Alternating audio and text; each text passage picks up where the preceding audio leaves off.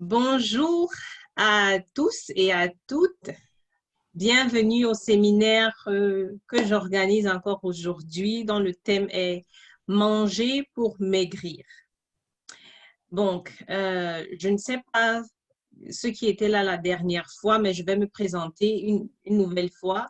Je m'appelle Flora. Je suis tout d'abord ingénieure en électrotechnique.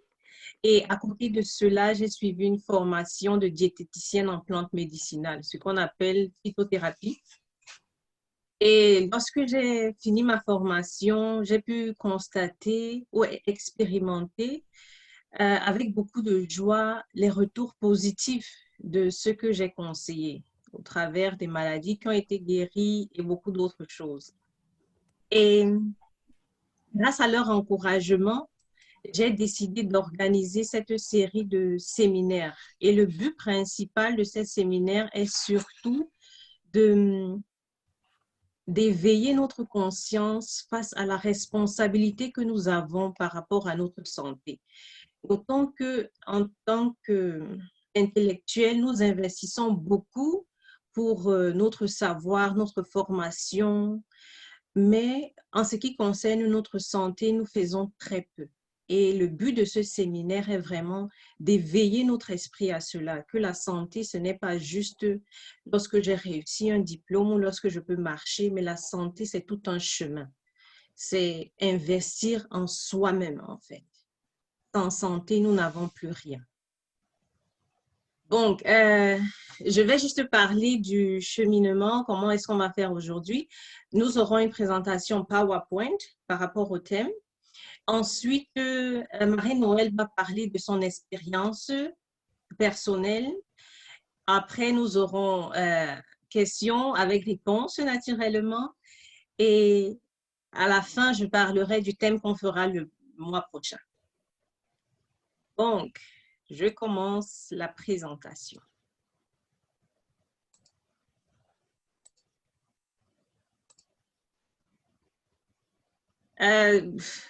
Faites-moi signe si vous voyez bien, si tout est clair, s'il vous plaît. C'est bon?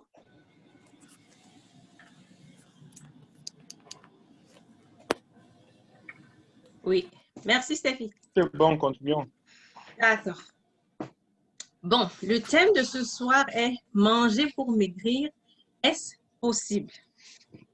Tout d'abord, avant d'entrer dans le vif du sujet, nous allons faire une toute petite excursion. Nous allons parler... je vous prie de couper vos micros, s'il vous plaît. Merci, parce que oui. Ok, je continue. Nous allons d'abord faire une petite excursion. Nous allons parler du poids idéal. Qu'est-ce que c'est? L'importance de connaître son corps soi-même et le poids idéal qui passe à chacun. Ensuite, nous allons parler de l'art de manger. Est-ce que nous sommes nés avec les bases nécessaires pour une bonne nutrition ou bien est-ce que nous devons l'acquérir, apprendre cela? Dans le vif du sujet, nous parlerons de la nutrition adéquate, à savoir des exemples d'aliments et de plantes que nous pourrons insérer aussi dans notre régime alimentaire. Enfin, nous parlerons des astuces simples et pratiques que nous pouvons insérer dans notre régime de vie tout simplement. Commençons par le premier point, le poids idéal. Lorsque nous parlons de poids, généralement, la tendance est celle-ci. Le poids signifie la graisse. On voit directement le pèse-personne. On voit directement la quantité de graisse. Lorsque nous parlons de poids ou de prise de poids, nous pensons directement en prise en graisse. Nous pensons moins de graisse, ça signifie qu'on sera contente, particulièrement les femmes, je dis. Mais de même, lorsque nous parlons de prise de poids, nous pensons aussi à prise en graisse, et etc. Mais heureusement que le poids n'est pas juste défini par la graisse, mais le poids, c'est tout simplement la masse corporelle, tout simplement. Et cette masse corporelle est définie de manière différente selon le domaine où l'on se trouve. Par exemple, nous avons en biochimie, ici, je vais utiliser mon pointer.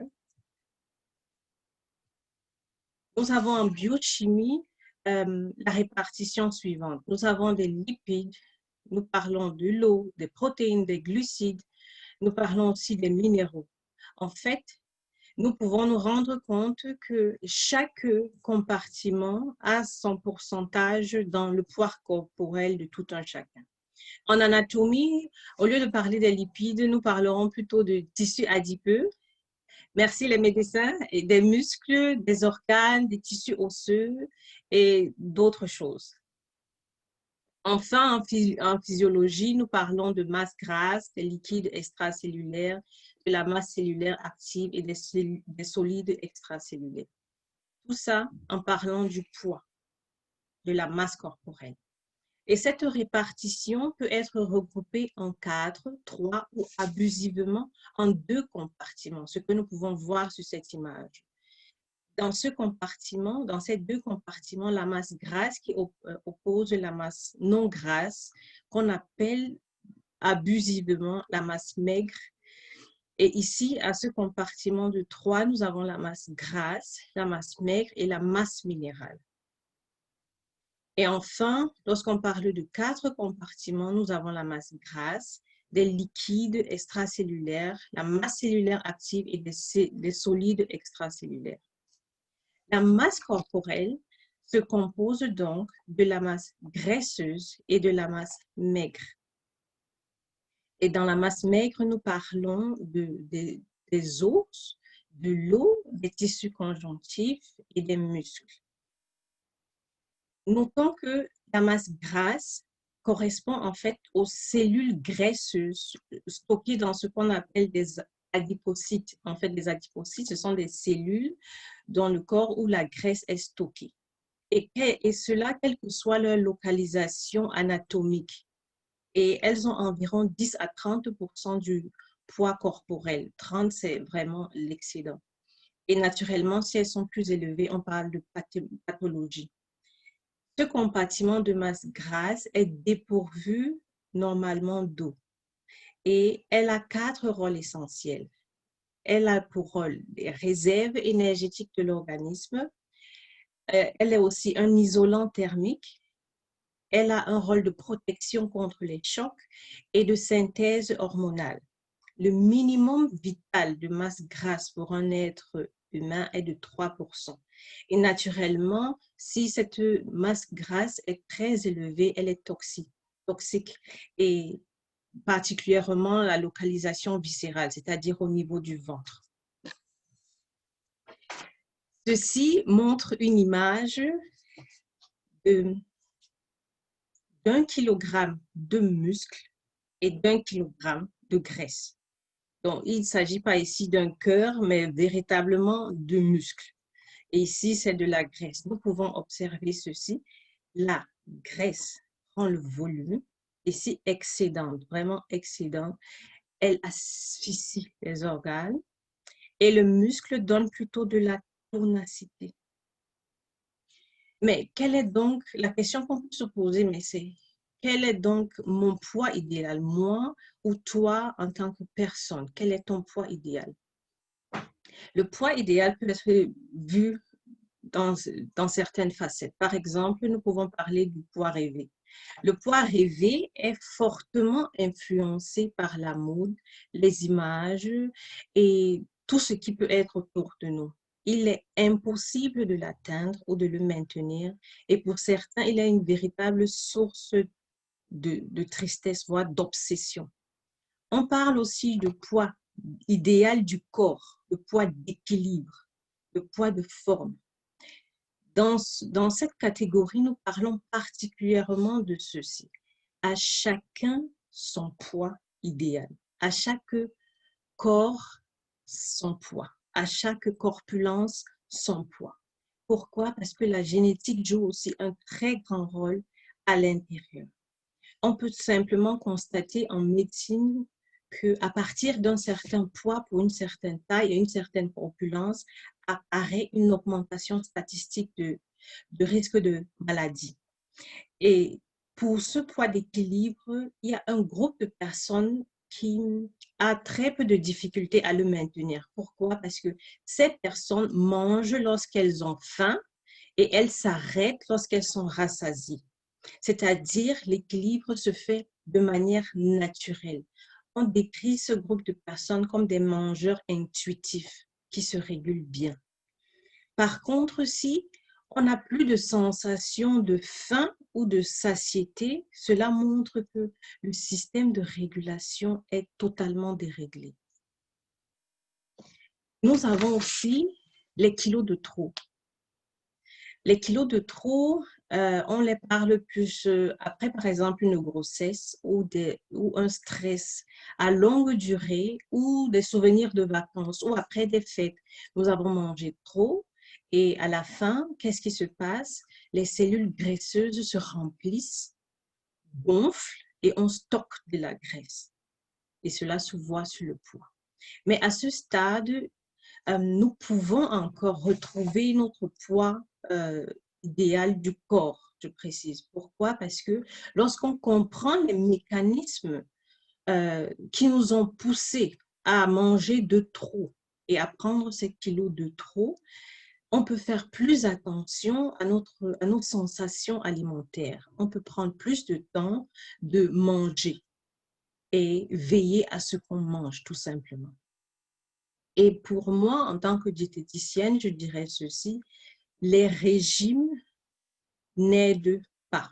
Je suis désolée de décevoir, mais pourquoi? Parce que généralement, après les régimes, on observe ce qu'on appelle des yo-yo effets, des effets yo-yo.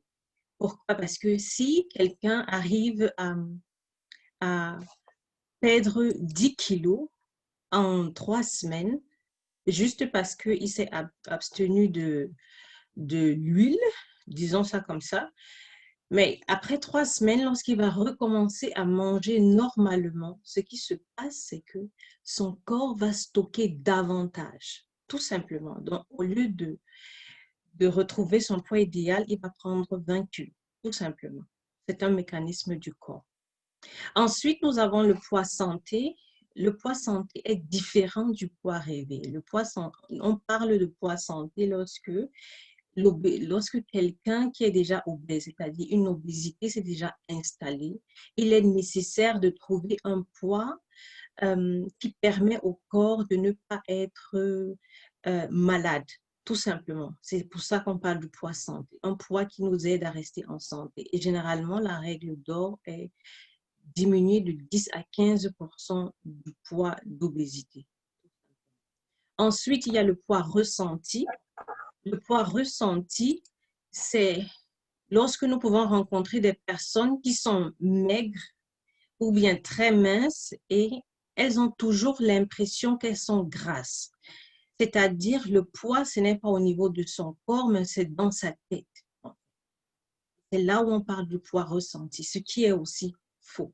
Et enfin, on parle aussi du poids stigmatisé. Selon les cultures, le poids, avoir du poids est défini autrement. Dans certaines cultures africaines, lorsque quelqu'un a beaucoup de poids et gros, on le voit comme quelqu'un de riche. Mais dans d'autres cultures, lorsque quelqu'un a beaucoup de poids, on le voit comme quelqu'un, entre guillemets, de faible, tout simplement. Parce que dans cette culture, ils pensent que lorsqu'on est gros, on ne peut pas se contenir de trop manger. C'est pour ça qu'on pense que c'est quelqu'un de faible. Mais alors, la question qu'on peut se poser, c'est qu'est-ce qui est idéal pour moi? Sur cette image, vous pouvez voir chaque aliment a sa forme, chaque aliment a sa taille. C'est la même chose pour les hommes. Nous sommes différents les uns des autres. À chaque corpulence, son poids, à chaque taille, son poids. Il est nécessaire de trouver le poids de notre corps, chacun en particulier. Et pour commencer cela, il est nécessaire de bien se sentir dans sa peau. Tout commence par là. Lorsque je me sens bien dans ma peau, alors je peux réfléchir qu'est-ce que je peux manger et comment est-ce que je vais manger. Nous allons continuer dans l'art de manger, comment manger. Je demanderai à chacun de regarder cette image pendant 2 secondes et de répondre à cette question qui éveille ces images en moi. Lorsque je regarde l'image de gauche, celle-ci, avec des chips, avec du chocolat, avec des sucreries, avec du cappuccino et tout ce qu'on peut imaginer, est-ce que j'ai de l'appétit ou est-ce que ça me dégoûte? Et lorsqu'on regarde cette image de droite, avec des oignons, avec du poireau, avec des carottes, et est-ce que c'est bon ou je pense directement, je n'en veux pas? Selon l'une ou l'autre réponse, nous pouvons être sûrs d'une chose. Nos sens et notre cerveau nous aident à répondre à cette question. La façon dont nous nous sommes alimentés jusqu'aujourd'hui, jusqu'à présent, nous donne la réponse à cette question. L'enfant, dès le ventre et pendant l'allaitement, reçoit une bonne base dans son comportement alimentaire. Pourquoi? Parce qu'il baigne dans le liquide amniotique et lorsque la maman se nourrit de façon saine, ce liquide amniotique a de toutes les façons le goût de la nourriture que la maman consomme. C'est-à-dire l'enfant, très tôt, développe des papilles gustatives par rapport au goût qu'il a reçu dès le ventre. Et naturellement, pendant l'allaitement aussi, parce que le lait maternel a le goût des aliments que la maman mange, tout simplement. Mais si l'enfant reçoit déjà la base dans son comportement alimentaire, nous qui avons peut-être répondu, ou bien certains qui ont peut-être répondu que bon, l'image de gauche me passe mieux, devront se poser la question, ou bien nous devrons nous poser la question, qu'est-ce qui s'est passé alors entre l'enfant qui a reçu une bonne base dans son comportement alimentaire et l'adulte d'aujourd'hui? Eh bien, nous devons comprendre ceci. C'est un apprentissage, tout simplement. Bien que nous ayons reçu une base, nous devons apprendre. Le reste doit être appris. Il est important d'acquérir les bons réflexes alimentaires. Et comment?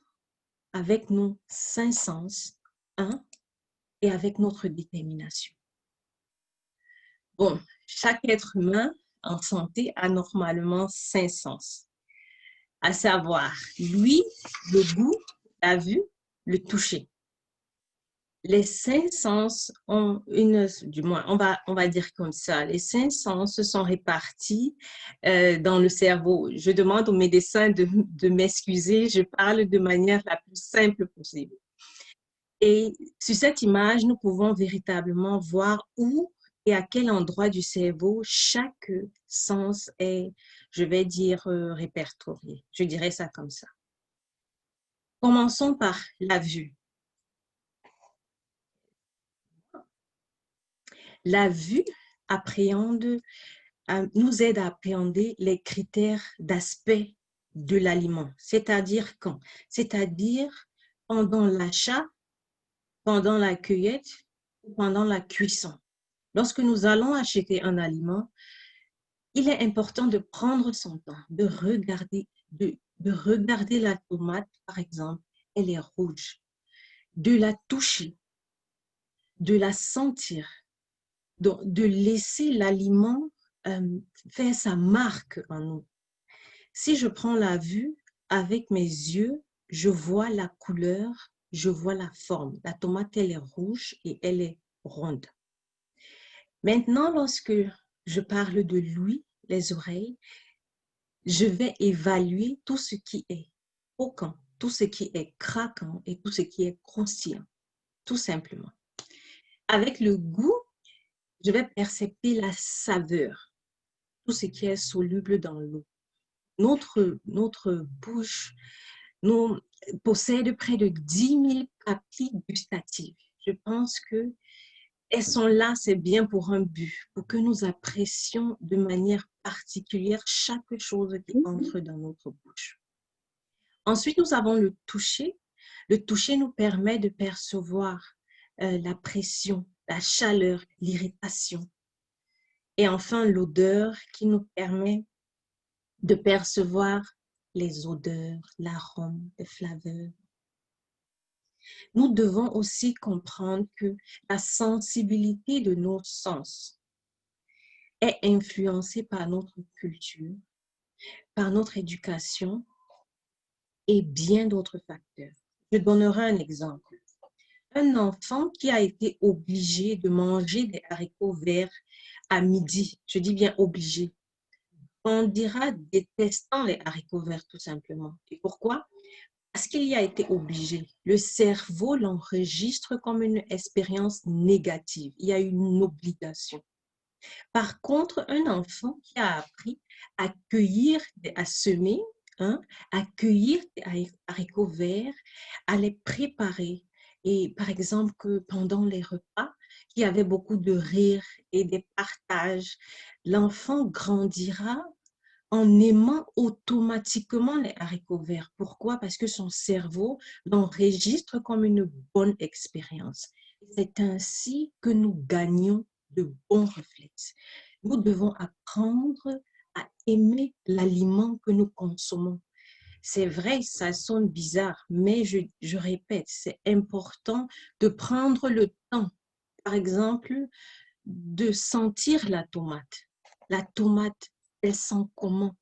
De prendre le temps de la regarder, surtout encore avec nos enfants. Parce que là, ils sauront avoir une meilleure relation avec les aliments. Les aliments, ce n'est pas là pour remplir le ventre, mais nous devons nous réjouir de cela. C'est ainsi que nous acquérons de très bons réflexes. Mais si c'est ainsi, nous pourrons dire que manger signifie donc quoi? Manger signifie bon à voir les yeux, bon à manger le palais, la bouche, croquant dans la bouche, c'est-à-dire ça c'est pour lui, fondant sur la langue. Oui, c'est possible. C'est possible de bien manger. Manger, c'est très bon, mais bien manger est encore mieux. Au travers de cela, nous entrons dans le vif du sujet, mais bien manger quoi?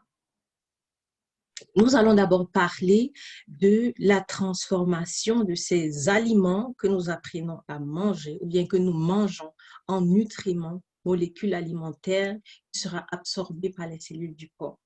Dans la dernière vidéo, au dernier séminaire, j'avais pris le temps pour bien expliquer cela. Donc ici, je passerai de façon rapide et je prierai chacun de regarder la vidéo dernière. Donc, premier exemple, comment est-ce que je peux digérer et avoir le meilleur des aliments que je consomme? Notons, premièrement, le bon fonctionnement du microbiote intestinal, c'est-à-dire de l'environnement ici au niveau de l'intestin, est tout aussi primordial pour éviter une prise de poids non nécessaire. Donc, il est important de veiller, à ce qu'on mange et comment est-ce qu'on les mange. Pour cet exemple, j'ai pris de la noix de cajou. Cela peut être autre chose des arachides. La noix de cajou contient beaucoup de magnésium, qui est aussi important lorsqu'on veut perdre du poids. La noix de cajou sera broyée dans la bouche, c'est-à-dire il est nécessaire de prendre le temps pour bien mâcher les aliments. Mieux on les mâche, mieux on tire le meilleur d'eux. Donc, ces noix seront mâchées dans la bouche. Nous avons un brassage mécanique aussi bien chimique au travers de la salive. Ensuite, avalée et cette bouillie obtenue sera de même dégradée de façon mécanique et chimique par l'estomac et aussi par la bile, par le pancréas. Et ensuite, cette bouillie va descendre dans l'intestin grêle où elle sera dégradée maintenant en nutriments, c'est-à-dire en molécules alimentaires. Et ce sont ces molécules alimentaires qui partent dans le sang et qui aident un bon fonctionnement à l'organisme. Il est important de faire les selles tous les jours. Tous les jours. Il est vraiment nécessaire. Quelqu'un qui fait une semaine sans aller au sel montre un corps malade, tout simplement. Je continue.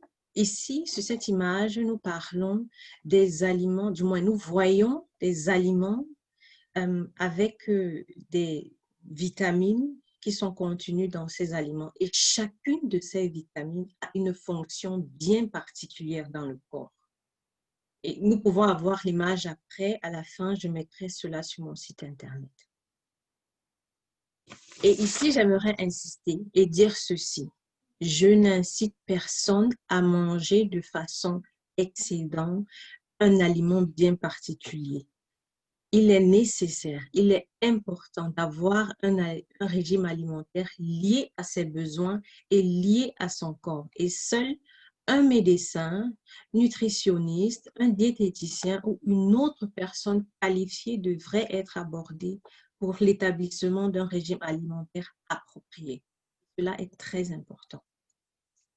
Bon, je reprends. Nous allons parler maintenant des vitamines, du moins des nutriments qui sont des alliés minceurs. Quand je dis alliés minceurs, c'est-à-dire qui favorisent la perte de poids de façon saine.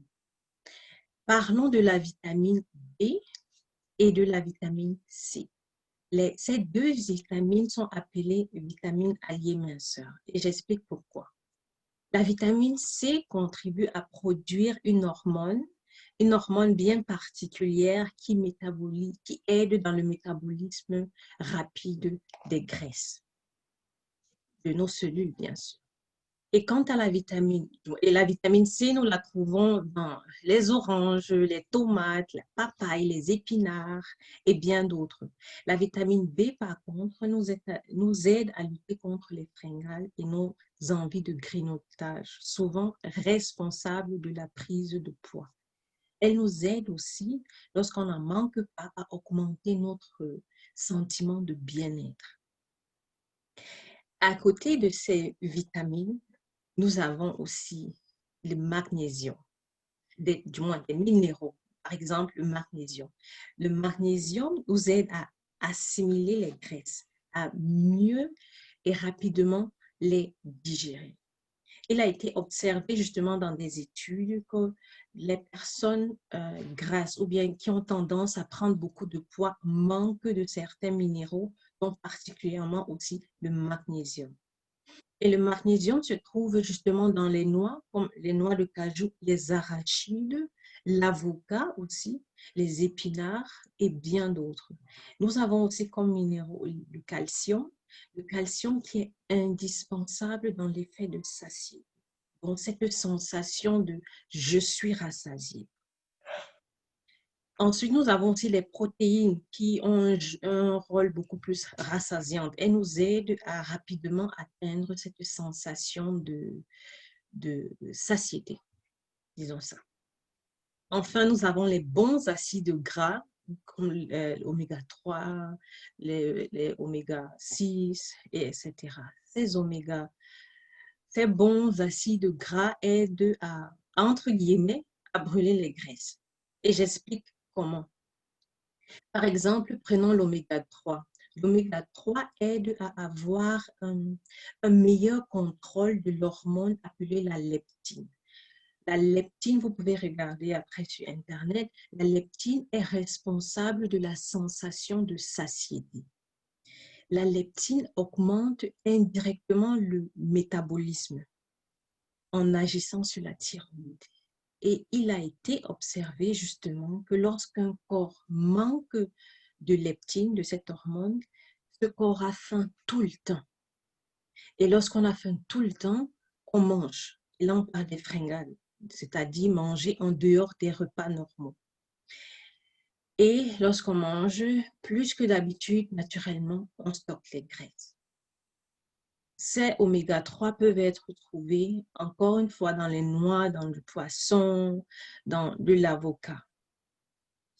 Après tout cela, il est important de savoir une chose, une alimentation variée, une alimentation modérée est donc nécessaire, pas seulement pour une bonne forme, mais pour maigrir de façon saine. Et lorsque je dis de façon saine, c'est pas besoin de régime, c'est pas besoin de médicaments amincissants et beaucoup d'autres choses. Parlons maintenant de certains aliments et plantes nécessaires pour perdre du poids de façon naturelle afin d'atteindre son poids idéal. Et lorsque je parle du poids idéal, je ne parle pas du poids rêvé. Premièrement, nous allons parler de l'oignon. L'oignon est un vrai allié minceur. En plus de son goût exquis, les oignons... Si tu avais te fesser. Stéphanie, s'il te plaît, coupe ton micro. En plus de leur goût exquis, les oignons sont des compagnons incontournables dans tout projet ou régime, entre guillemets, amincissant. L'oignon ne comporte que 44 calories pour 100 grammes. L'oignon est très riche en fibres et au travers de cela, il stimule la digestion et la facilite. Et pour profiter au mieux des vertus de l'oignon, mieux vaut le déguster cru. Et dans la vidéo dernière, j'ai parlé des différentes façons pour déguster l'oignon cru. À côté de cela, l'oignon contient beaucoup de vitamine B aussi et de vitamine C. Et nous avons vu tout à l'heure le rôle de ces deux vitamines dans la perte de poids. C'est-à-dire, elles produisent l'hormone noradrénaline qui nous permet de digérer ou de dégrader rapidement les graisses de nos cellules. Nous avons aussi le calcium qui nous aide à atteindre cette sensation de satiété. Donc, insérer l'oignon tous les jours dans son régime alimentaire est idéal lorsqu'on veut perdre du poids de façon saine. L'autre plante, c'est le jus d'aloe vera. C'est vrai, j'ai parlé de lui la dernière fois, mais c'était sous un autre angle. Et cette fois-ci, je parlerai de lui dans la perte de poids. L'aloe vera, premièrement, a un très grand rôle détoxifiant pour le corps. Il est nécessaire de débarrasser ses intestins d'abord de tous ces déchets. Parce que, comme j'ai dit tout à l'heure, l'environnement intestinal, le microbiote intestinal est primordial. Il doit être sain pour commencer à dire « je perds du poids ». Et l'aloe vera est un puissant détoxifiant du corps. Il élimine les déchets de nos intestins. Par exemple, après une période d'excès, c'est-à-dire après une longue période de fête ou de vacances où nous avons mangé de façon désordonnée, une bonne cure de jus d'aloe vera nous aidera à se débarrasser des déchets présents dans l'intestin. À côté de cela, il est efficace aussi pour métaboliser, c'est-à-dire pour dégrader rapidement les graisses de nos cellules. Il aide aussi à réduire et à contrôler le taux de sucre dans le sang. Et pour ceux qui souffrent de ballonnement ou de constipation continue, il est efficace pour se vider. Disons, c'est un laxatif naturel. Pourquoi? Parce qu'il purifie l'intestin. Et sous toute sa forme, on peut résumer la plante d'aloe vera en ceci. Elle nous aide à stimuler notre digestion. Elle nous aide à atteindre une sensation de satiété contenant beaucoup de minéraux qui aident à cela. Et aussi la vitamine D, de la vitamine C, du magnésium, du calcium et bien d'autres. Au travers de cela, elle aide dans la perte de poids. L'autre aliment, c'est le fruit de baobab. Le fruit de baobab a 6 fois plus de vitamine C qu'une orange, 3 fois plus que le kiwi, et ses propriétés antioxydantes sont 10 fois plus importantes que les baies de goji. Et elle apporte 6 fois plus de potassium que la banane. En fait, le fruit de baobab, qui vient de l'arbre de baobab, apporte 1 gramme de lipides pour 100 grammes de poudre et 42 grammes de glucides pour 100 grammes de poudre. C'est un fruit très riche en fibres. Et lorsqu'on parle de fibres, on parle d'une facilitation de la digestion. Il est aussi riche en calcium, ce fruit est très riche en vitamines B, C et E. Donc, pour, pour augmenter, pour favoriser son métabolisme naturel du corps, il est aussi favorable d'utiliser le fruit de baobab. Enfin, nous parlerons de l'une de mes plantes préférées, la plante aux 1000 vertus, le moringa. Le moringa du moins, ce sont des feuilles qui viennent d'un arbre qui pousse particulièrement en région chaude, comme en Afrique, par exemple. Et à poids égal, les feuilles fraîches de moringa contiennent 2 fois plus de protéines que les yaourts, protéines qui ont une action rassasiante. Elle a 4 fois plus de vitamine A que les carottes, 3 fois plus de potassium que les bananes, 7 fois plus de vitamine C que les oranges, c'est-à-dire elles aident à un métabolisme, à métaboliser rapidement, à dégrader rapidement les aliments. Et enfin, elle a 4 fois plus de calcium que le lait. Les feuilles de moringa favorisent la digestion. Et elles aident aussi pour détoxifier le corps, c'est-à-dire elles permettent d'atteindre un microbiote intestinal sain. Elles aident à diminuer l'appétit et beaucoup d'autres. Je voulais juste insister sur le moringa parce que le moringa est idéal aussi bien pour les sportifs, même le fruit de baobab, aussi bien pour les sportifs que pour les gens qui ont des carences, que pour des gens qui veulent tout simplement maintenir même leur poids.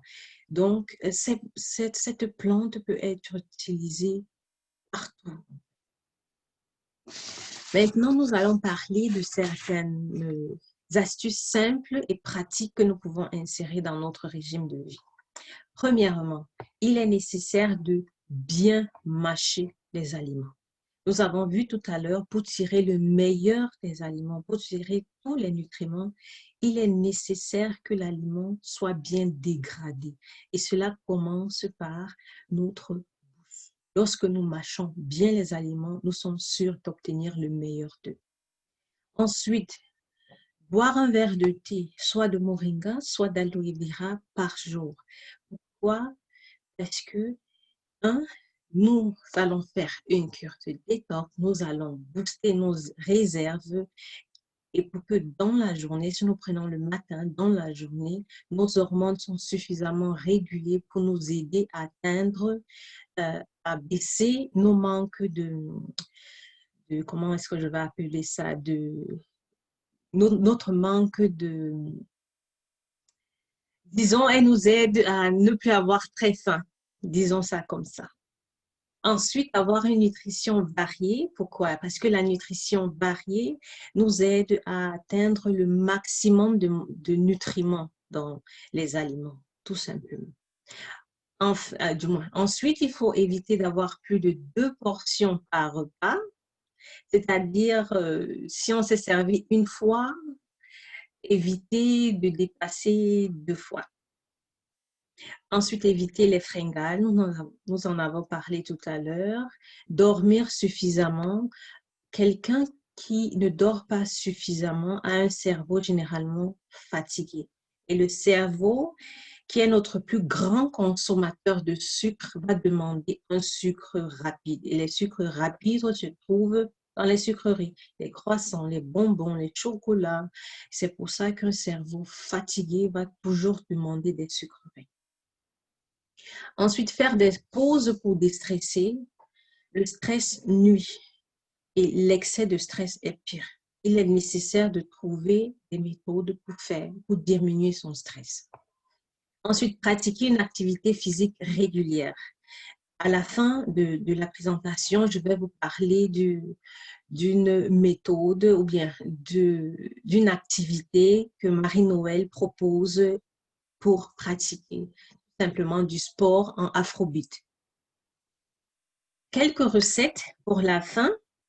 Au petit déjeuner, nous pouvons avoir du thé de moringa ou de l'aloe vera, du jus de légumes qu'on peut avoir avec un extracteur de jus et de l'avocat, de l'oignon mariné dont nous avons parlé au dernier séminaire avec du pain complet et des noix. Ça, ce n'est qu'un exemple du petit déjeuner. Au déjeuner, nous pouvons avoir un verre de jus d'hibiscus au baobab avec une bonne salade avec huile de coco à l'ail, des féculents et puis des légumes. Au snack, nous pouvons avoir, par exemple, un yaourt aux noix et à l'amande. Enfin, pour le soir, il est important de manger léger. Par exemple, une soupe aux carottes avec du coconut et du ginger. Naturellement, comme j'ai dit tout à l'heure, il est nécessaire de consulter quelqu'un de qualifié, une personne de qualifiée pour donner un régime alimentaire approprié à chacun. Et je vous remercie tous de votre attention. C'est vrai que les micros étaient coupés, mais je vous remercie de m'avoir écouté jusqu'à la fin. Si vous avez besoin de me contacter, vous pouvez m'avoir par mon numéro WhatsApp, par email ou bien sur mon site Internet. Je passe la parole maintenant à Marie-Noël qui voulait nous partager son expérience. Et merci Flora, merci pour cette belle présentation, bien détaillée et très informative. Bonsoir à tous. Je me prénomme Marie-Noël Tomeka, je vis à Francfort et j'ai contacté Flora, je crois, il y a à peu près 6 semaines pour bénéficier de ses services en tant que diététicienne phytothérapeute. Donc, Marie-Noël, tu peux te rapprocher un peu plus du micro, on t'entend à peine, enfin du moins moi je t'entends à peine. Ah bon? Oui. Merci. Merci pour la remarque. Oh, c'est vraiment beaucoup mieux. Bien que je n'avais encore rien changé, maintenant ça devrait être beaucoup mieux. Oui, maintenant c'est... Voilà, ok. Merci Maintenant, pour la Fantastique. C'est parfait. Voilà. Alors, on Donc, commence au début, je vais entendre. je recommence au début. Je m'appelle Marie-Noël Tomeba. Je vis à Francfort et j'ai contacté Flora il y a à peu près 6 semaines pour bénéficier de ses services en tant que diététicienne spécialisée en phytothérapie. Donc, la raison qui m'a fait me rapprocher d'elle, c'était des problèmes de peau sèche à des endroits précis. Et donc, avec Flora, nous avons fait un premier rendez-vous où elle a pris des nouvelles, comment on dit ça, l'exégèse. Je ne sais pas trop, pour qu'elle connaisse un peu mon état de santé en général. Et voilà, Flora a fait un régime spécial pour moi. Et après 4 à 5 semaines, j'ai vraiment remarqué que les tâches ont disparu, quoi, en suivant à la trace ce qu'elle me proposait comme recette. Donc, elle vous a parlé de l'aloe vera, de la poudre de baobab. Ce sont des trucs que j'ai utilisés moi aussi. J'ai été très surprise positivement de voir une nette amélioration de mon côté. Et c'est pour cela que je lui ai demandé de prendre la parole, pouvoir prendre la parole aujourd'hui et témoigner vraiment de l'excellent travail qu'elle fait. Merci. Je continue de travailler avec elle et bon, j'ai encore d'autres points sur ma liste, entre autres maigrir aussi. Et voilà, je me réjouis de voir des résultats positifs que j'aurai. Merci à tous. Merci beaucoup, Marie-Noël. Merci. Je voudrais demander aussi pour ceux qui ont des questions, c'est le moment par rapport au thème d'aujourd'hui. Je prierai d'ouvrir vos micros, de ne pas avoir peur. Ouvrez vos micros et posez vos questions, s'il y en a. Si c'est possible, j'aimerais faire un petit complément, si c'est possible. Oui, vas-y. Voilà, en fait, Huguette, merci pour la présentation. Moi, c'est Annick. Huguette, tu as tout dit. Et je voulais juste, en fait, augmenter en disant, en fait, que pour maigrir aussi, il faut il faut, comment dire, diminuer le nombre de calories qu'on prend par jour, mais en gardant la qualité des aliments. D'où ce que Huguette a dit est important. Il faut manger équilibré, mais diminuer le nombre de calories. Et là, ça change en fonction des hommes, des femmes, des enfants, des Exactement. adolescents. Peut-être qu'on soit enceinte ou pas, quoi. Ouais. Donc, il faut calculer cela en fonction de ton âge, de ta taille. Tu vois le nombre de calories dont tu dois consommer et ensuite tu dois diminuer ce nombre de calories par rapport à ce que tu manges, quoi, sans diminuer la qualité des aliments. Et c'est là où, en fait, Huguette intervient. Et bon, et juste pour comprendre, dire que le cerveau est comme un animal qu'on doit dresser. Parce que comme Huguette a dit, c'est acquis en fait. On a des besoins qui sont acquis. C'est-à-dire quand le cerveau stresse, le cerveau est fatigué, il te demande du sucre et tout ce que tu veux, c'est tout ce qui passe à côté, un burger, des french fries, ou bien quand tu es déprimé, autre quoi. Donc maintenant, en fait, on doit encore dresser, on doit prendre le temps de dresser son cerveau à accepter, à se dire que, oh, cette tomate, elle est rouge, elle est belle, c'est ça qu'il faut que je mange en fait. Donc voilà les deux côtés sur lesquels je voulais intervenir. Merci beaucoup, Annick. Je tiens à préciser que Annick, elle est médecin, chirurgienne, et c'est elle qui va diriger le thème la prochaine fois. Mais merci beaucoup, Annick, pour ton intervention. Allô, j'ai une question. Moi, c'est Stéphanie. J'habite à Braunschweig. Bonjour, Stéphanie. Je tiens déjà à préciser, j'ai aimé ta présentation. Merci. Et tu l'as très bien faite. Et j'aime ta façon d'amener, j'ai aimé ta façon d'amener le sujet. Merci. Moi, particulièrement, je suis intéressée par tout ce qui est naturel. Parce que pratiquement depuis mars, avril, par là, et j'ai inséré dans mon alimentation quotidienne les jus de légumes. J'en consomme pratiquement presque tous les jours. Oui. Bon, quand il dit jus de légumes, je fais souvent les mélanges céleri, persil, épinards, concombre, bref. La base de tous mes jus sont à base de céleri, concombre, épinards, betterave, laitue, ginger, curcuma, quoi. Oui.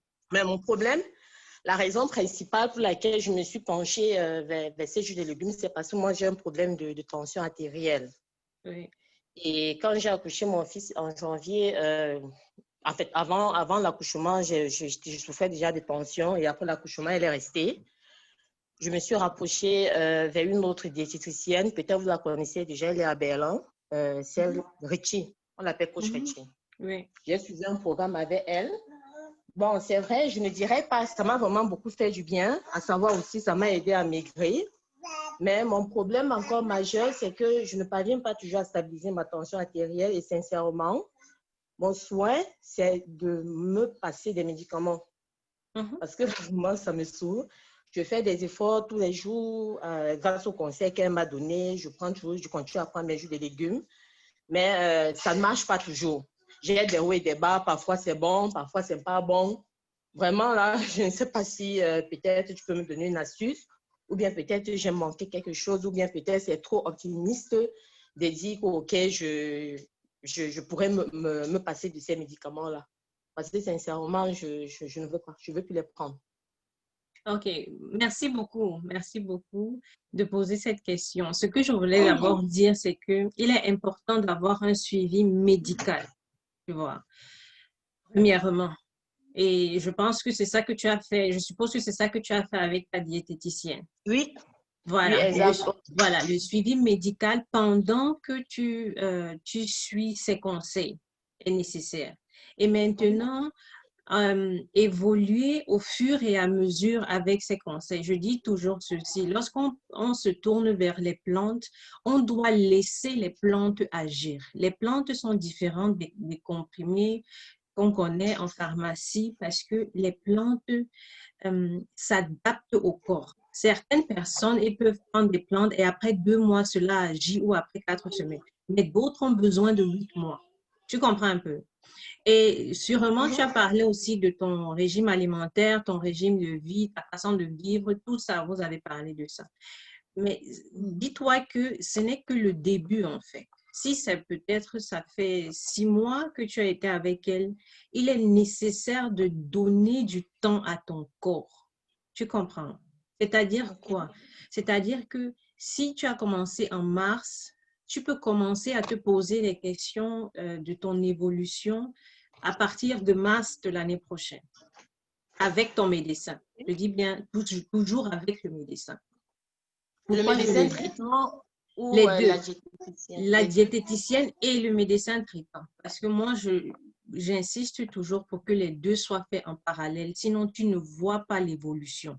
Donc, quand il s'agit, par exemple, des maladies qu'on ne peut pas voir, tu vois un peu, comme la tension, ça ne se voit pas sur les yeux ou sur le front. Mais là, il faut aller chez le médecin et c'est de ça dont je parle. Il est nécessaire d'avoir un suivi médical en même temps. Si tu vas consulter ta diététicienne, tu le dis aussi à ton médecin, depuis telle période, je consulte ma diététicienne et voilà son programme. J'aimerais chaque mois venir pour faire des examens pour voir comment cela évolue. Et lorsque tu le fais, tu vois l'évolution en fait. Même si ce n'est pas que d'un coup ta tension est normale, mais tu vois l'évolution avec ton médecin. Tu vois, parce qu'il peut avoir aussi une évolution positive comme négative. Et cela, ça se voit dans les résultats avec le médecin, que ce soit les résultats sanguins, que ce soit autre chose. Tu vois un peu. Donc, moi, je te conseillerais plutôt de voir, d'aller chez ton médecin, d'expliquer cela au médecin et de laisser ton médecin te montrer si cela a évolué ou pas. Tu comprends? Et maintenant, lorsque ça évolue, ça prend un peu de temps pour que maintenant on puisse le voir. Tu comprends, non? Et si ton médecin dit oui, ça évolue bien, continuez, c'est bon, continue. Jusqu'au jour où maintenant tu vas le voir sur le tensiomètre. Donc, ce serait ça mon conseil. Ok, c'est vrai, j'ai commis, je ne sais pas si c'est une erreur que j'ai commise. Bon, en fait, je n'ai pas parlé à mon médecin que je suis une diététicienne déjà. Parce que bon, je me suis dit, c'est une Allemande et je me suis dit, ah bon, des Allemands, je sais pas, je trouve qu'ils sont parfois sceptiques quand on a dit que bon, ben, on essaye un peu d'essayer avec des méthodes naturelles et autres. Parce qu'une fois, après la perte de poids, bon, d'avril à maintenant, j'ai eu à perdre un truc comme plus de 10 kilos. Je suis arrivée, je suis allée en consultation et je lui ai fait comprendre que, bon, tiens, j'ai changé ma façon de manger, je suis une diététicienne et autres. Elle n'a pas fait de commentaires. Moi, je me suis dit que, OK, bon, ça ne l'intéresse pas. Et bon, peut-être, bon, suite à ce que tu m'as dit, peut-être je vais insister la prochaine fois que je la verrai. Bon, ce que je fais actuellement aussi, c'est qu'elle m'a donné une posologie de médicaments à prendre. Mais, sincèrement, je ne la respecte pas. Il m'arrive, j'ai toujours tendance à réduire les doses. Les doses prescrites. Oui. Soit de moitié, ou bien parfois un quart de la dose. Et là, je ne sais pas si je suis sur la bonne voie en le faisant, ou bien, je ne sais pas, vraiment. Disons que moi, en tant que diététicienne, je te dirais, va faire avec ton médecin. Tu vois, c'est très important parce qu'il ne faut pas tomber dans ce qu'est, je vais dire ça comment, dans catégoriser, tu vois un peu que ça c'est la phytothérapie, ça c'est la médecine. Les deux se complètent. Et c'est ça que j'insiste, c'est pour ça que je fais ces séminaires. Les deux se complètent véritablement. Si tu vois que ton médecin est sceptique par rapport, peut-être ce sera avec toi que le médecin va apprendre à ne plus être sceptique. C'est important aussi pour un médecin de voir que il y a d'autres alternatives et de voir avec toi. Moi, j'ai fait comme ça avec mon médecin et je t'assure, elle a appris beaucoup de choses au travers de moi et elle conseille d'autres personnes, tu vois. C'est pour ça que j'insiste, va chez ton médecin, tu lui expliques, même si c'est que tu penses qu'elle est sceptique, c'est pas un problème. Tu lui expliques et puis maintenant, tu lui dis vraiment qu'il est nécessaire pour toi de voir l'évolution avec elle. Que tu as besoin d'un avis de médecin, tout comme tu as aussi besoin d'un avis de phytothérapeute. Sinon, c'est dangereux de te tourner directement vers ton phytothérapeute et prendre juste tes conseils et attendre que, je ne sais pas, de ne plus jamais utiliser les médicaments. Non, non. Je te conseille véritablement, fais le suivi avec ton médecin. Tu vois un peu, non? Mais je ne dis pas que tu ne suis pas, tu ne suis pas ce que ton médecin te dit. Tu dois nous inviter aussi. Tu vois? Je ne dis pas que tu ne dois pas faire ce que tu ne dois pas faire ce que ta diététicienne ou ce que ton médecin te dit. Non. Je suis juste en train de dire que les deux se complètent. Tu comprends? Et que tu serais plus rassuré d'avoir l'avis des deux que d'avoir un seul côté, en fait. Donc, c'est ça mon conseil. Les deux. Tu vas voir ton médecin et en même temps, tu fais le rapport à ta diététicienne et vice-versa. J'espère que tu as un peu compris ce que je voulais dire. Ok, je comprends. Je vais m'ajouter, si vous permettez, un petit témoignage là-dessus. C'est qu'il y en a une comme ça qui avait le problème de peau, on a essayé de résoudre. Ça a essayé de résoudre avec tout ce qu'il connaissait comme pommade, ça n'a pas marché. Et il y a la maman qui est venue du Cameroun, justement, avec les feuilles comme ça, on a mis dessus, la feuille est partie, donc le médecin a couru derrière celle-là pour savoir ce que c'était. Exactement. Pour pouvoir répéter ça ou alors reproduire. Bon. Donc, ça fait ouvrir les yeux aussi souvent de ce côté-là. Donc, quand ils voient les résultats, en fait, et puis ils se disent, tiens, j'ai essayé tout, mais voilà, je vois un résultat, donc comment ça s'est passé, Donc, c'est quelque chose qu'on a aussi passé avec elle, Et puis, une autre chose que je voudrais ajouter, c'est que quand tu vas chez un médecin, il ne s'attarde pas forcément sur ton cas parce que tu t'imagines le nombre de patients qu'il a par jour. Donc, quand tu lui dis, moi, je veux faire ça, et puis, il ne va pas prendre le temps de te demander comment est ton suivi. En fait, c'est toi qui dois lui montrer que ton cas est important et que tu y tiens et que tu préfères la méthode d'abord par les plantes. Et c'est à ce moment-là qu'il peut s'attarder sur ton cas. Exactement. Mais si tu viens seulement comme un patient, comme tout le monde, et tu dis, bon, je vois une diététicienne, ça se passe comment? Ne t'attends pas à ce qu'ils réagissent. C'est difficile pour le médecin, quoi. Et si je peux aussi parler de mon cas, quand j'avais été enceinte, j'avais souffert d'une très grande anémie et j'avais eu des allergies de fer. Donc, on ne pouvait pas m'injecter le fer, je ne pouvais pas prendre de fer sous toutes ses formes. Et mon médecin m'a dit, si on ne trouve pas une solution, ce sera difficile que l'enfant vive, tout simplement. Et elle a raison, j'étais à 8, étant enceinte. Ce que j'ai fait justement, c'est que j'ai dit à mon médecin, je vais me tourner vers les plantes. Et je savais exactement quelles plantes je devais mixer, tu vois. Et je me suis tournée vers ces plantes et je t'assure, je n'avais plus d'anémie à la fin. Le médecin, après, m'a demandé, mais comment est-ce que tu as fait? Parce qu'on n'a même plus eu besoin de me donner des poches de sang. Elle m'a dit, comment est-ce que tu as fait? Et je lui ai expliqué. Et là, il était vraiment ouvert. C'est pour ça qu'il est nécessaire de ne pas catégoriser, mais de voir ça comme un complément. Les deux se complètent, en fait. Tu vois. J'espère que tu as un peu compris. Ouais, c'est bon. Si je peux me permettre de dire quelque chose rapidement. Ce que je voulais juste augmenter, si je reviens à ton cas d'hypertension, je pense que le conseil que Guetta a donné est le bon, en fait. Parce que tu ne peux pas dire, OK, je vais suivre à moitié le traitement du médecin et me replier complètement sur la phyto, ou bien je veux suivre la phyto et quand même, je me confie au médecin. Je pense que rien de tout ça ne va marcher. Tu dois être sincère en même temps avec ta phyto, avec ta diététicienne, que bon, voilà le traitement que je prends, voilà ce que le médecin a dit, qu'est-ce que vous me conseillez? Et faire pareil, en fait, avec le médecin. Parce que et ce qu'une autre aussi a dit en disant que oui, si tu vas chez le médecin, tu dis je veux ça, c'est pas normal. Tu dois aller chez le médecin et lui dire clairement, vous m'avez donné ce traitement, mais je voudrais qu'à la longue, je n'ai plus à prendre de médicaments.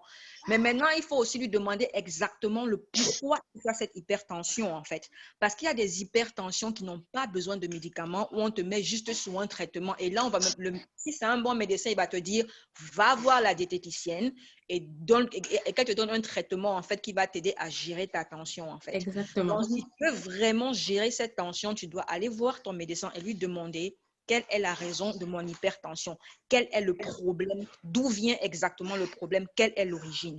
Et une fois qu'il te le dit, tu lui expliques que oui, j'aimerais me tourner vers les plantes et je voudrais voir une diététicienne. Qu'est-ce que vous me conseillez? Et ensuite, il va te dire quelque chose. Et là, maintenant, tu te tournes vers ta diététicienne et là, tu lui dis, voilà la raison du problème, en fait. Et là, elle pourra t'aider. Elle pourra mieux t'aider. Parce que là, en fait, je pense que ta diététicienne ou bien quelle que soit la diététicienne que tu verras va t'aider en général, mais ne va pas pouvoir toucher exactement la cause de ton hypertension. Donc, c'est surtout ce que je voulais dire. Merci. Merci, Annie. Ok, merci beaucoup pour toutes ces réponses. Ça va beaucoup m'aider. Merci. Oui, vas-y, interviens. Oui, oui. Bon, j'approuve ce que Annick a dit. Avec mon hypertension, je prends le traitement le matin et le soir, je prends les feuilles de corosol bouillies pendant 15 minutes comme tisane. Non seulement le matin, je vois que ma tension est normale, mais ça me permet de dormir profondément. J'ai un sommeil très profond depuis que je fais ça. Ce qui fait que ceux qui utilisent les médicaments traditionnels ou venant de la nature ont pleinement raison. Car tous ces médicaments pharmaceutiques prennent leur base dans la nature. Et l'avantage de la nature est que il n'y a pas d'effet secondaire. Et c'est ce que je fais depuis 3 semaines. Ensuite, j'ai mon petit-fils. Quand il courait ou il faisait des gestes brusques, je me retrouvais toujours avec des urines au fond du slip. Chaque fois, je disais que, mais pourquoi tu pisses? Non, mais c'est pas moi. Je suis allée à l'hôpital. On a prescrit des antibiotiques qu'il prenait toutes les 2 semaines. Mais ça revenait. Qu'est-ce que j'ai fait? Il y a une herbe traditionnelle qu'une amie m'a montrée et j'ai planté à la maison. Dès que ça a repris, au lieu d'aller chercher des antibiotiques, j'ai pris ça, j'ai chauffé, j'ai pressé et je n'ai donné qu'une cuillerée à café. Il y a de cela 2 mois jusqu'aujourd'hui, je n'ai plus d'effet. Moi, je crois que les médicaments à l'hôpital ont leur place, mais les médicaments appelés provenant de la nature ont aussi leur place. Parfois, à l'hôpital, ça ne marche pas, mais les médicaments provenant de la nature sont parfois très, très efficaces. Merci, c'est mon apport. Merci, merci beaucoup. Merci. Et je voudrais aussi... Je voudrais aussi dire un truc aussi important, surtout pour nous, mamans ou papas qui sont présents. J'ai pu expérimenter plus tard que cette semaine, quand tout le monde sait qu'on est dans la période de Corona et justement, un des enfants a eu beaucoup de rhume. Et avec le rhume, nous savions qu'il ne peut pas aller à l'école, par exemple. Donc, ce que j'ai fait tout simplement des antibiotiques naturels faits maison. Tout simplement. Naturels faits maison, à consommer 3 jours. C'est clair, le goût est très fort, mais je peux dire que le 2e jour, tout était fini. Et l'enfant a pu aller à l'école normalement. Je dis ça pourquoi? Pour parler de l'importance et la place que doivent occuper les plantes dans la maison de chacun. Il est important que chacun ait chez lui sa pharmacie naturelle. Je dis bien, ce n'est pas qu'on bannit la médecine conventionnelle. Non, ma sœur, elle est médecin, elle est chirurgienne. Je ne le fais pas, on se complète. Mais je dis, on doit avoir notre pharmacie naturelle. Qu'est-ce qu'on a besoin pour les maux de ventre, pour les maux de tête, pour booster le système immunitaire, comme on a parlé au dernier séminaire, pour les rhumes. Il y a la période froide qui vient. Il est important, et j'insiste dessus, que chacun ait sa pharmacie à la maison. C'est très important, la pharmacie naturelle. Et habituer les enfants à cela. Vraiment les habituer. Que si j'ai les maux de tête, je réfléchis, j'ai les maux de tête, pourquoi? Est-ce que j'ai bu suffisamment? Est-ce que j'ai consommé, je ne sais pas trop, des chocolats noirs? Ce n'est qu'un exemple. Ou du café pour les adultes. Donc, faire soi-même réfléchir à cela et dire que, OK, pour les maux de tête, je vais aller prendre telle plante qui est à la maison. Vous comprenez un peu. Et c'est pour ça, en fait, et c'est ça qui me motive à faire ces séminaires, pour éveiller dans la conscience de chacun, c'est possible. Ce n'est pas que ce n'est pas possible. Comme Stéphanie a posé la question, c'est la question qui est valable pour nous tous. À quel niveau est-ce que je dois aller prendre le médicament du médecin ou non? Vraiment, si moi, j'ai mes médicaments à la maison, au premier signe de maladie, de rhume, de maux de tête, je sais exactement ce que je dois faire. Je vous assure, on pourra arriver à un niveau où les médecins seront contents de nous consulter, tout simplement parce que lorsqu'on va s'asseoir, on aura plus à voir, à partager qu'à soigner automatiquement. Parce que en même temps que nous, on fuit les médicaments, en même temps, les médecins ne veulent pas aussi, moi, la majorité des médecins ne veulent pas automatiquement donner aussi les médicaments. Donc, si on arrive à trouver chacun personnellement ce juste milieu, comment établir ma pharmacie naturelle à la maison, comment insérer, aider nos enfants à comprendre ce qu'ils doivent et peuvent utiliser, comment bien se nourrir, comment veiller à mon propre corps. Je pense que lorsqu'on arrivera à répondre à cette question, chacun individuellement, nous gagnerons beaucoup. Parce que la santé, c'est tout ce qu'on a, en fait. C'est tout ce qu'on a. En fait, bon, est-ce qu'il y a une dernière question? C'est ce que je voulais dire comme presque mot de fin. Est-ce qu'il y a une dernière question? Oui ou non? Oui, bonsoir. Moi, c'est Stéphanie également, depuis Clausthal. Je m'excuse d'avoir le micro ouvert tout à l'heure. J'aimerais savoir, est-ce qu'il y a un traitement possible pour une personne qui a une prise de poids excessive due à un dysfonctionnement hormonal? Oui. Ok. Bon, ça veut dire que la personne doit entrer en contact avec vous pour avoir le traitement. Bon. S'il y a des tips à donner aujourd'hui, je vais d'abord dire les choses. Moi, je travaille en collaboration avec les médecins. C'est-à-dire quoi? C'est-à-dire que si tu sais, du moins, tu es parti chez le médecin, tu as ton dossier médical et puis tu peux, lorsqu'on a notre premier rendez-vous, tu peux déjà me dire en fait ton état de santé, ce qui est très important, tu vois. Et c'est avec ton état de santé que le travail commence parce que je dois établir tout un plan alimentaire pour toi. Tu comprends? Et on regarde l'évolution. L'évolution doit être faite, c'est-à-dire pour toi-même aussi, il est nécessaire que tu sois avec quelqu'un, du moins un médecin, disons ça comme ça. Pourquoi? Parce qu'il connaît la cause, elle est médicale. Ce n'est qu'un exemple. La cause, elle est médicale, donc tu es avec le médecin. Bon. Et lorsqu'on établit ton plan alimentaire, toi maintenant, après 3 semaines, 4 semaines, tu vas chez ton médecin. Vous regardez ensemble l'évolution.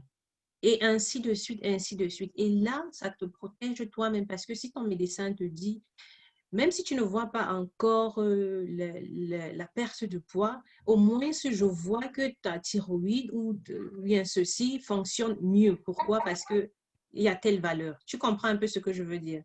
Donc, pour moi, dire juste comme ça, un traitement comme ça, je ne peux pas et je ne le fais pas. Je préfère plus... Tu entres en contact avec ton médecin et lorsqu'on a notre premier rendez-vous, là, on peut parler en détail maintenant ce qui est approprié pour toi seul. J'espère que j'ai répondu à ta question. Oui, vous avez répondu à ma question. Merci beaucoup pour les réponses. Je vous contacterai après avoir vu le médecin dans ce cas. D'accord. Est-ce qu'il y a encore une question? Bonsoir Flora. Bonsoir Alex. Moi, tu vois le nom déjà. Oui. Moi, c'est Alex. D'accord. J'ai une question, par contre, je vais te contacter après parce que je suis dans le train, donc c'est ça qui fait qu'il y a trop de bruit. D'accord. J'ai mes Est-ce qu'il y a- contacts WhatsApp, email, sur le site Internet, donc tu peux me contacter directement. Je réponds à tes questions. Je le ferai. Et merci beaucoup pour la présentation. C'est ça que je tenais à dire. Je vous en prie, je vous en prie. Bon, ce que j'aimerais dire pour ceux qui le peuvent, j'ai Marie-Noël qui fait ce qu'on appelle le Afrobeat. C'est-à-dire pour ceux qui sont en confinement ou bien qui sont beaucoup à la maison, qui aimeraient danser et faire du sport, c'est-à-dire joindre la danse avec le sport. Ils peuvent contacter directement Marie-Noël. Et j'explique comment. Je vous envoie le flyer maintenant. Un instant. Un instant. Je peux l'envoyer aussi. Je l'ai là avec moi. Je peux l'envoyer sur le chat. Tu peux, vas-y. Voilà, super. Donc, on ne peut pas présenter ça une fois, on voit tous là, Marie-Noël. Bah oui, je peux présenter, Flora, si tu me donnes la possibilité de partager mon écran. Tu as ça devant ton écran? Je l'ai devant mon écran ici. D'accord. Oui. Marie-Noël, je te donne ça maintenant. Je te l'ai envoyé. Tu as reçu? J'essaie.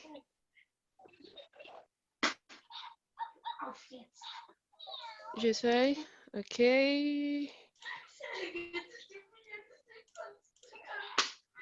Voilà. Vous voyez mon écran? Oui, super. Voilà.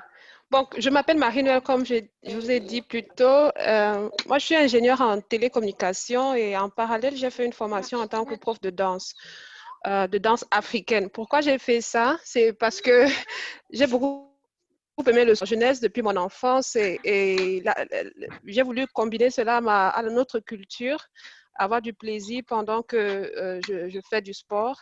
C'est vrai que j'ai fait des trucs comme la Zumba par le passé, mais je me rendais compte que les chansons utilisées n'étaient pas très appropriées parce que le contenu était pour certaines très, très sensuel. Donc, c'est de là que m'est venue l'idée d'utiliser les musiques africaines, des musiques gospel, pour préparer ces heures de fitness, ces heures de danse. Alors, à cause du confinement, j'ai eu l'idée de le faire sur Zoom. Donc, pour toutes celles qui sont intéressées, qui en auront les moyens, je compte organiser à partir de samedi prochain, du 5 septembre jusqu'au 6 octobre, au total 10 séances de sport. Donc, 5 les mardis soirs, ça c'est l'heure allemande, donc GMT plus 2, et 5 autres les samedis matins, 7 heures, heure d'Allemagne. Je crois que c'est 6 heures au Cameroun. 6 heures au Cameroun. Bon, voilà, pour toutes celles qui sont ici, la première séance sera gratuite. Donc, il suffit de m'envoyer un mail à Afrofit for Christ. J'envoie le flyer ici sur le forum. Ou m'envoyer un mail en mentionnant, disons, manger pour maigrir. Et là, je saurai que toutes les personnes présentes, en fait, les personnes qui écriront cela étaient présentes à ce forum. Donc, je nous encourage toutes. Nous savons combien l'activité sportive est importante pour notre corps, pour notre âme aussi. Et avec ce fitness, ça sera aussi pour notre esprit, pour celles qui sont chrétiennes, parce que nous aurons des paroles qui nous encouragent aussi dans notre foi et qui nous motivent pour les différentes situations que nous traversons dans nos vies. Donc, voilà, j'attends vos mails. Je serai très ravie de vous compter parmi les participants. Merci, Flora. Merci à tous. Merci beaucoup, Marie-Noël. Merci beaucoup. So, je prierai aussi maintenant Annick, s'il te plaît, à parler du thème de la prochaine fois. Le dernier dimanche du mois de septembre, nous aurons un nouveau thème fait par le docteur Annick. Annick, tu es encore là? C'est pas grave, je le fais. Et le thème... Oui, vas-y, je te demandais si c'est possible que tu présentes le thème du mois prochain. Voilà, en fait, le mois prochain, Huguette m'a demandé de vous parler un peu en fait des différentes maladies qui peuvent lier à l'alimentation et vu que c'est à une mauvaise alimentation et vu que c'est un sujet assez vaste, après discussion avec Huguette, on a décidé en fait de se focaliser sur les maladies qui se rencontrent le plus souvent dans le monde en fait. Et on ne va pas trop se focaliser seulement sur les maladies dans les pays en voie de développement ou bien dans les pays développés, mais les maladies qui se rencontrent un peu dans les deux. Donc, c'est le sujet sur lequel on parlera le mois prochain. Donc, notons la date, le dernier dimanche du mois de septembre à 17h30. Nous aurons le plaisir d'accueillir le docteur Katam. Donc, sur ce, je souhaite à chacun un merveilleux week-end, une très bonne semaine, du moins fin de week-end. Une très bonne semaine et mes contacts, je les envoie encore dans le chat. Et pour toute question, pour toute suggestion, priez de m'envoyer un email ou bien de m'écrire directement de mon site Internet. Merci beaucoup et bonne semaine. Merci bien. Merci à toi. Merci, au revoir. Au revoir. Merci, Flora. Au revoir, Flora.